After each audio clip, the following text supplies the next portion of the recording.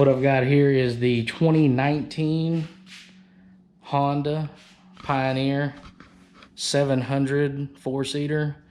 I know I didn't go with the 1000. I've heard some stuff about it, not really bad, but definitely have some heat issues as far as in the cab. I know they do make a heat shield for them. There was some other recalls that I didn't necessarily want to have to, you know, deal with, and I've just heard that these 700 4-seaters, just no one's really had any issues, and they've been, you know, really stout, and that's pretty much what I found out myself. I have not had any issues with this thing. It's pretty much been a billy goat. It's climbed anything I've wanted it to.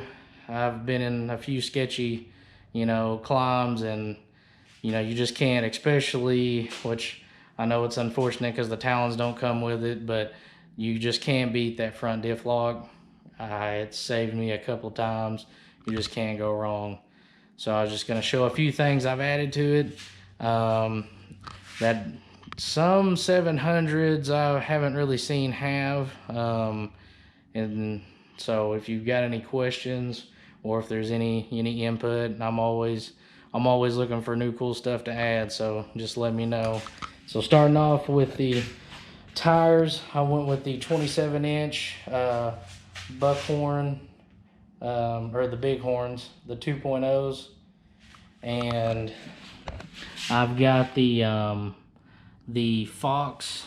I went ahead and added these because I'll admit the suspension really wasn't what I liked, so I went with the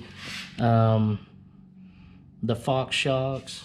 These are the SQ3s.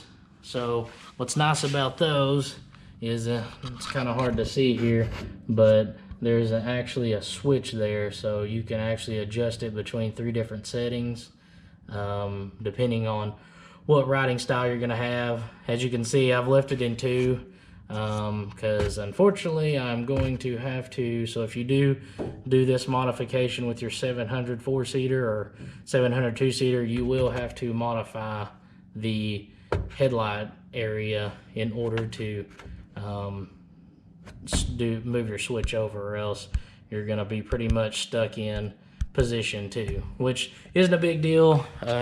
Here in Arkansas, we've got a lot of mountains, got a lot of hills, so 2 is predominantly where I want to be anyway, just for that simple fact. I went with the KFI winch on this one also. I've got it's a 4,500 pound Stealth series. It's kind of hard to see, I guess it goes with the name, but it's been an awesome winch. I've only used it a couple times, but yeah, I've enjoyed it, so it definitely is not giving me an issue. I've got I just bought it. It was just a kit off of Amazon, so I got a couple of spotlights and a light bar for it. Had to go with some brackets in order to make it happen. Let's see here. So we've got, which I know a lot of people will probably crack a few jokes, but I went with a lawnmower handle for my steering wheel, which I've definitely enjoyed. It actually makes it a lot easier to drive, which I like. I've got a little add-on here I found on Amazon, basically to control my phone. It'll link up. I can switch songs, pause, play, volume up, down. Even though I do have a volume knob I mounted here for my amplifiers, a Wet Sounds volume knob, which has been pretty nice. I've got a switch plate that I've got mounted up. It's been a pretty awesome little switch plate because obviously just everything laid out makes it real simple. Check my battery voltage because I do have 2 batteries on this.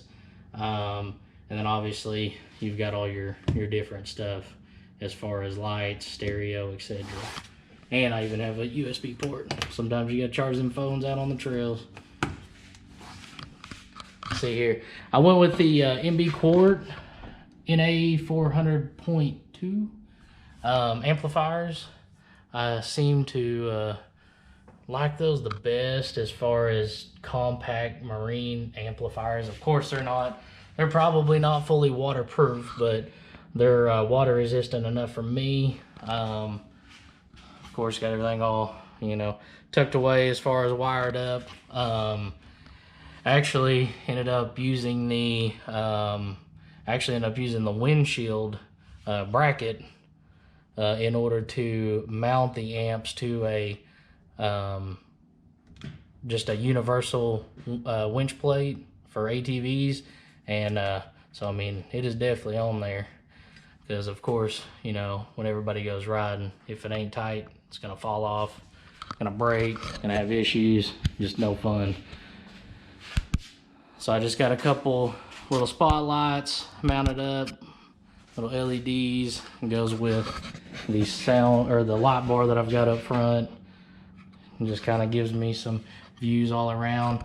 I do have the little add-on for the tailgate, which is a plus. I've been able to fit a 2-gallon gas jug and my my cooler side by side, no problem. I did end up adding a few buckle tie downs because you just can never have too many hold down sections, so that's definitely been nice. I did end up finding a guy on Amazon I got the cables from. They're just as good as the manufacturer cables, and he actually makes them to link, so therefore the tailgate will still sit level, which I've seen some bracket kits, but the problem is you can't reuse the OEM strap here, so therefore it's not gonna, this add-on is gonna just bounce and be making a lot of racket as you're going down. So it keeps them together, which of course you're still gonna get a little noise from that here and there, but not near what you would get as if that thing was just waving around free. I did go with the a 4-speaker setup, because obviously my 2 amplifiers, they are both 2-channel each. They are Noam brand. They're the 5 1/4. They do sell them separate. They do come in kits, but the amps, I already had these 2 amps picked out, so I just really needed the speakers, so they do sell them in sets. So I was able to get those, but really nice. The 5 1/4s are cool because they have these resonators on the back that gives a little bit extra bass, because let's get real, 5 1/4s aren't going to give you a whole lot of bass, but they do give you enough to where it does sound good. I have really enjoyed the speakers, plenty loud. Can't beat them for the price compared to some systems, whereas they'll cost double what I've got into this so far. Let's see here. So I've got, because it doesn't matter, I don't care if it's a side-by-side four-wheeler, does not matter, you always want to be snorkeled. Let's see here. As far as my winch goes, I was able to mount the hand control here in this little cubby hole, which I don't really know why they put that one there, because there's really not a whole lot you can do with it, but it's there, so I went ahead and used it. So here was my big headache, because unfortunately Honda, or the aftermarket world, as far as creating and making aftermarket parts, there is not a bracket of any kind for a 700 series. They do make them a secondary battery case for the 500 Pioneer and also the 1000, but not the 700 that I've been able to find. So it is a mess. It is crazy. I know it definitely needs to be cleaned up. I'm sure everybody's gonna give me heck for that, but it's done what I need to do. If you don't know, I've had really good luck out of these style of batteries from Interstate. They basically, they're made for wheelchairs, so they're basically made to be depleted so much, recharged, depleted so much, recharged. Whether it's partial, fully, because some batteries you get into, they just can't handle. They just can't handle being depleted so much and then recharge. Their longevity in life goes down a lot. I do have the Thru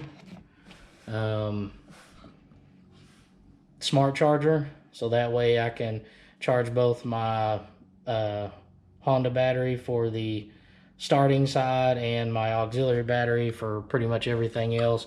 The auxiliary battery does the winch, stereo, pretty much everything beyond starting. I wanted it that way just in case. Never want to get into a pickle where you use too much juice and, well, you're stuck now because you can't start. So that's pretty convenient. So here I've got the Stinger.